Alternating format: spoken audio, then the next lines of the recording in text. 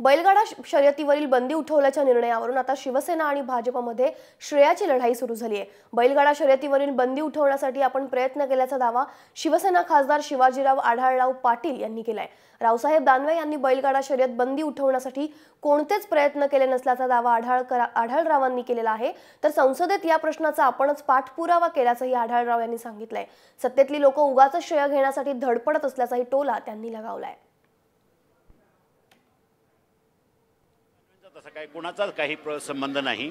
मी ह्यासाठी रोज माझा फेसबुक पहा, माझ्या बातम्या पहा, गेल्या वर्षा दीड वर्षामध्ये सातत्याने करतोय। म्हणजे आता ते सरकारमध्ये आहे, त्यांच्याकडे पद आहे, म्हणून जर कोणी घेत असेल तर आमची त्याला काही हरकत नाही।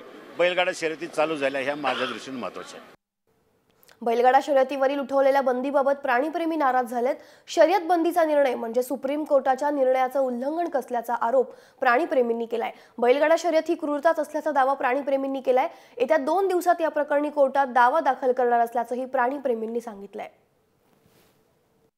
क्रूरताशिवाय बैलगाडीची शर्यत किंवा जल्लीकट्टू होऊ शकत नाही हे सुप्रीम कोर्टाने सांगितलेलं असताना तुम्ही हे क्रूरता न करता करा हे जे सांगितलेलं आहे हे लीगली पण पॉसिबल नाही आणि प्रॅक्टिकली पण पॉसिबल नाही आहे।